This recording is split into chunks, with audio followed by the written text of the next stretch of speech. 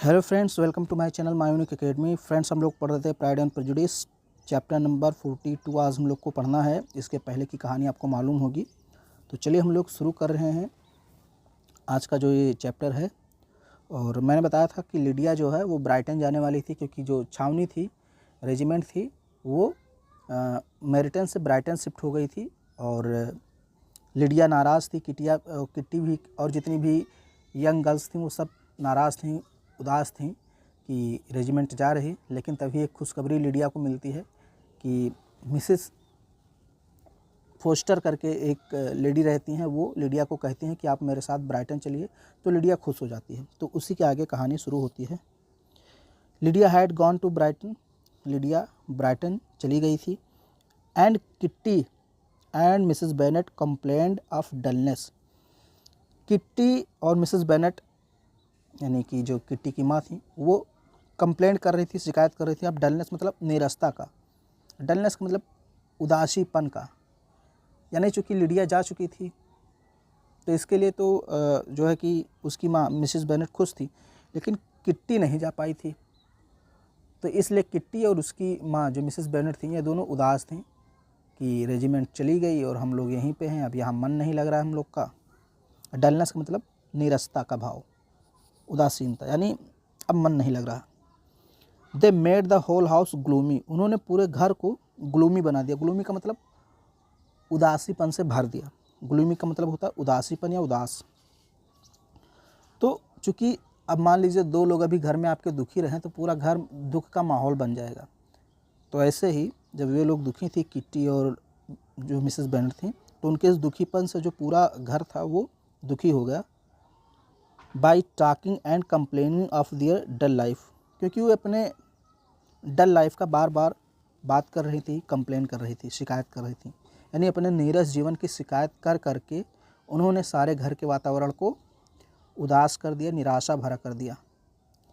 Lydia had promised. Lydia ने वादा किया था टू राइट, लिखने का, वेरी ऑफन, प्रायः या हमेशा। But her letters came after long waits. लेकिन उसके पत्र आते थे बहुत समय प्रतीक्षा करने के बाद। एंड वर वेरी शॉर्ट, और बहुत छोटे होते थे। यानी जब लिडिया जा रही थी ब्राइटन, तो उसने कहा था कि मम्मी और बहनों उदास मत होना, मैं ब्राइटन जा कर के पत्र लिखा करूँगी जल्दी जल्दी। लेकिन जब वो वहाँ पहुँच गई, तो वो इतना घुल मिल गई वहाँ अफसरों में कि उसके पत्र बहुत देर में आते थे, और आते भी थे तो बहुत छोटे पत्र होते थे, 4-5 लाइनें लिखी होती थी। ऐसा कुछ यहाँ पे लिखा गया है।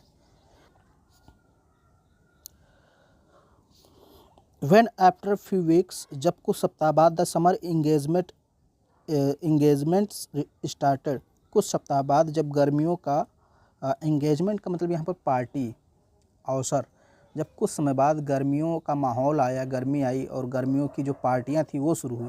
जैसे गर्मी आती है तो अक्सर आप लोग प्लान बनाते हैं कहीं घूमने का, बाहर घूमने का। तो जब गर्मी आया तो जो समर इंगेजमेंट यानी गर्मियों की पार्टियाँ थी वो स्टार्टेड यानी शुरू हो गई। उस समय the spirit of kitty and Mrs Bennett revived, यानी कि जो किट्टी थी और मिसेस बेनेट थी, उनकी जो भावनाएं थीं वो रिवाइव हो गई, यानी जिंदा हो गई, फिर से जीवित हो गई। यानी हमेशा उदास रहती थी, अब वो फिर से थोड़ी सी उत्साही हो गई, एक प्रकार से प्रसन्न हो गई, आप कह सकते हैं। उनकी आत्मा फिर से जीवित हो गई। रिवाइव का मतलब पुनर्जीवित। तो फिर से वो खुश हो गई। Elizabeth was eagerly looking forward.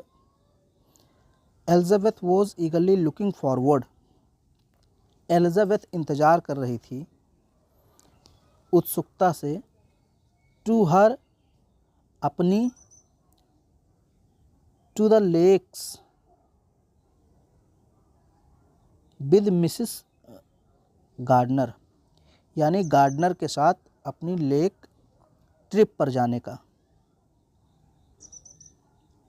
चूँकि एलिजाबेथ कहाँ जाने वाली थी? टूर पर या ट्रिप आप कह सकते हैं, लेक पर। लेक मतलब झील भी होता है। तो वो कहाँ जाने वाली थी? ट्रिप या टूर पे जाने वाली थी। इस बात को लेकर एलिजाबेथ काफ़ी ज़्यादा खुश थी और वे इसका ईगरली वेट कर रही थी, मतलब बहुत ही आप कह सकते हैं उत्सुकता से इंतज़ार कर रही थी।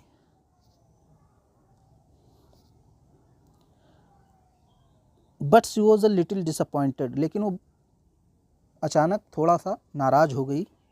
टू रिसीव ए लेटर, जब उसको एक पत्र मिला फ्रॉम हर आंट, अपनी आंट के द्वारा, इन विच, जिसमें सी हैड रिटन, उसने लिखा था दैट दियर ट्रिप, कि उनकी जो ट्रिप होगी वुड बी कन्फाइंड, वो सीमित होगी ओनली टू डर्बीशायर, डर्बीशायर तक।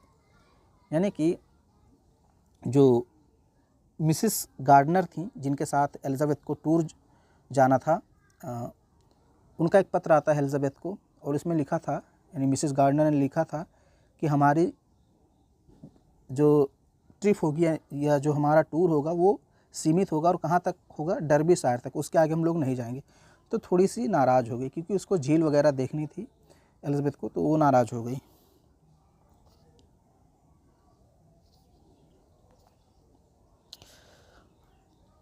While on their trip to Derbyshire, यानी डर्बीशायर पर जब ट्रिप चला गया, यानी वहाँ घूमते time, Elizabeth was persuaded, Elizabeth से कहा गया, उसको मनाया गया, टू विज़िट, जाने का, पेम्बरले, पेम्बरले स्थान का नाम है।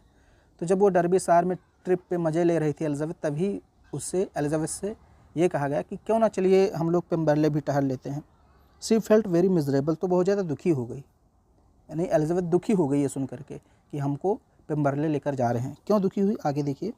सी फेड, उसको डर था, the possibility of meeting Darcy there, वहाँ पर डार्सी से मिलने की संभावना, वहाँ पर डार्सी से मिलने की संभावना थी, इसलिए वो दुखी थी। उसे डर लग रहा था कि ऐसा ना हो कि पेम्बरले में कहीं डार्सी मिल जाए। But on inquiry from servants there, लेकिन वहाँ के नौकरों से पता चला, इंक्वायरी मिली, जानकारी मिली। सी फेल्ट एश्योर्ड, और उसको सुनिश्चित किया गया, बिकॉज, क्योंकि, सी वॉज टोल्ड, उसको बताया गया, दैट कि the family was away from Pemberley, की फैमिली जो है पेम्बरले से बाहर चली गई है। यानी कि एलिजाबेथ को बताया गया वहाँ के नौकरों के माध्यम से कि जो डार्सी की फैमिली है पेम्बरले से बाहर चली गई है।